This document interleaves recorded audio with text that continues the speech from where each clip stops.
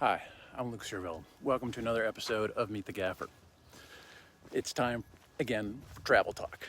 Today's topic is full color family. Do you ever wonder what's going on when lighting manufacturers sit around a virtual conference table on a Monday morning talking about their product roadmap?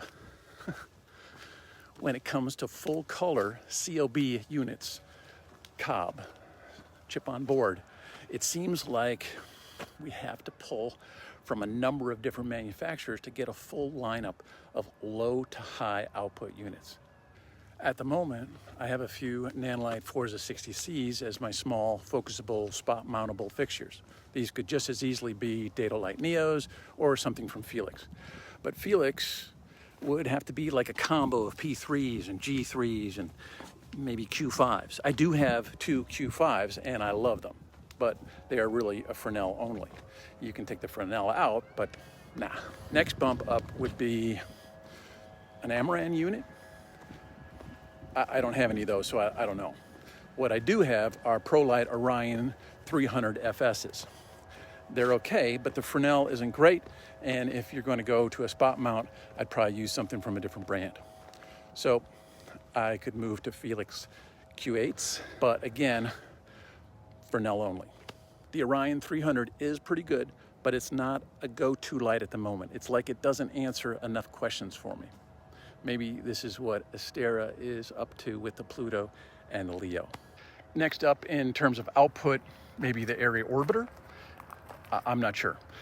It's great that it can handle low-end dimming and has more available modifiers than you can shake a stick at, but it's not going to survive in my world because of cost and lack of output for that cost. Then you move up to the 600 watt range.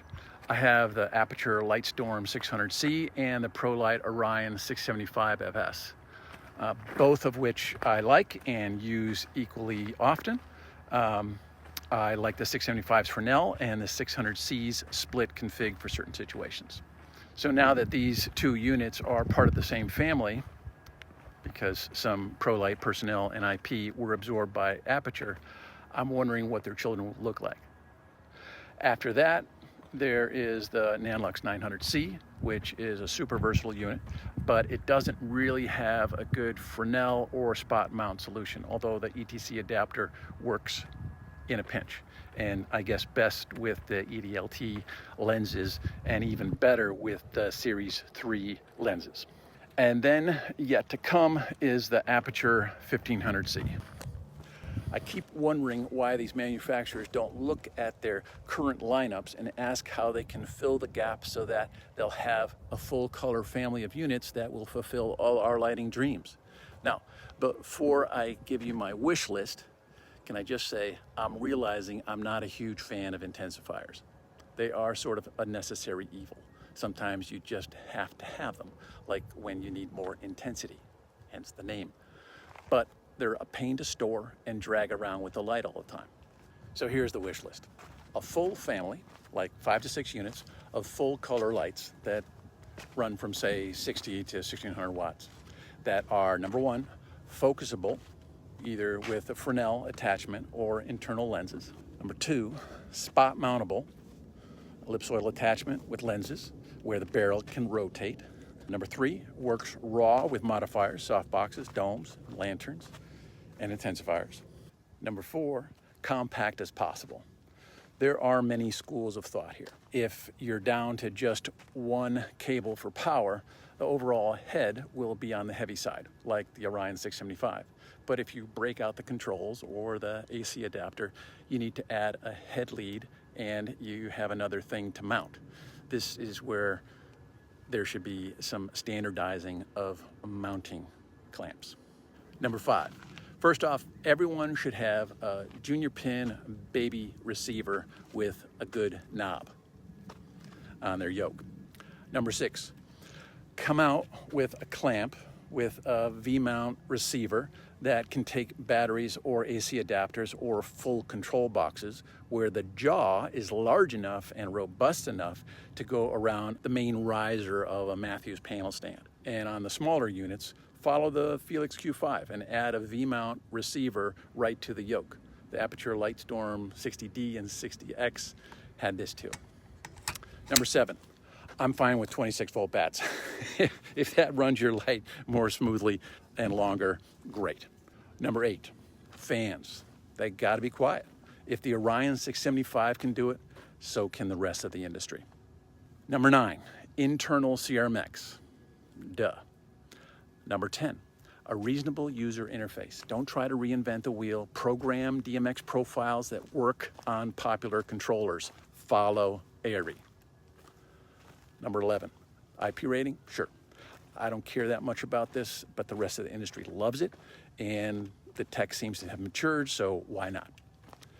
But if you're going to do it for the whole unit.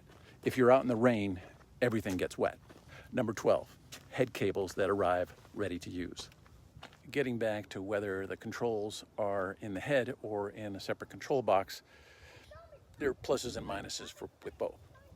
For the single-person crew, separate is probably better because local control is more likely.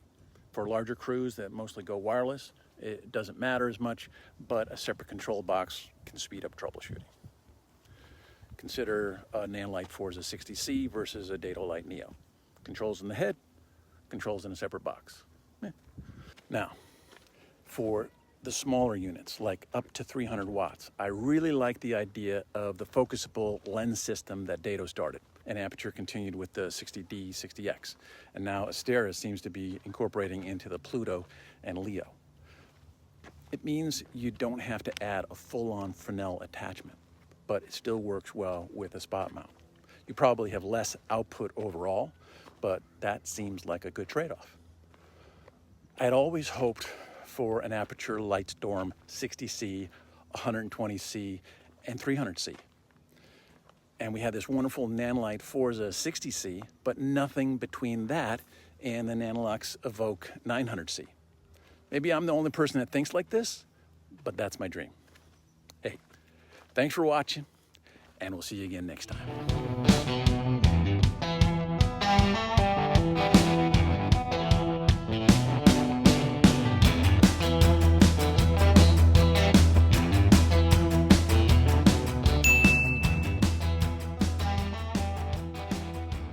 Actually kind of fun, just trying something travel talk that wasn't in the truck but on some trails. Let me know in the comments if you think this is a worthwhile pursuit.